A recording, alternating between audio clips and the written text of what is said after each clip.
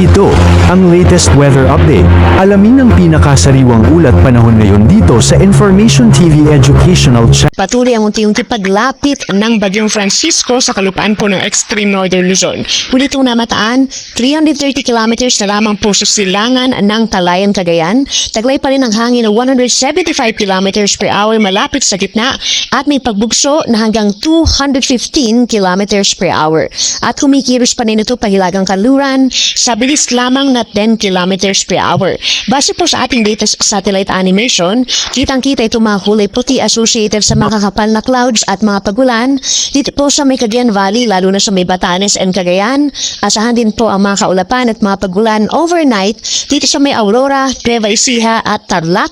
At kitang-kita rin yung epekto ng habagat or southwest monsoon na pinalalakas pa rin itong si Bagyong Francisco over the rest of Central Luzon, Metro Manila, Calabarzon, Bicol Region, Mimaropa, Western Visayas, down to Negros Island Region, Central Visayas, Zamboanga Peninsula, Bangsamoro Region, Lanao del Norte at Misamis Occidental. So kung lalabas po kayo ng bahay ngayong evening hanggang bukas ng madaling araw, magbaon po ng payong at magkikita rin sa banta na mabigla ang pagbaha at pagbuho ng lupa.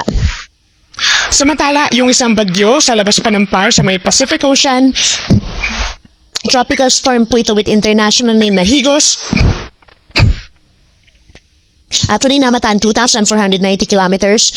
Silangan po ng Southern Luzon. Taglay pa rin ang hangin na 65 kilometers per hour malapit sa gitna at pagbugso hanggang 80 kilometers per hour at kumikilos pakanluran sa bilis na 20 kilometers per hour.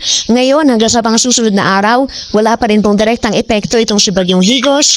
Pagsapit po ng Thursday, maring malapit na po ito sa may eastern boundary ng ating PAR at nandiyan yung chance po na ito'y linis ang direksyon for papasok ng bahagya maring Thursday or Friday. Hindi pa rin natin nirule out na papasok ito ng ating area of responsibility at magiging pangatlong bagyo pa for this month of June at tatawagin po natin Gardo kung sakasakaling papasok. Then by Thursday and Friday, nandiyan yung chance po na maglilis na ito ng direksyon, pahilaga, patungo po dito sa may North Pacific Ocean.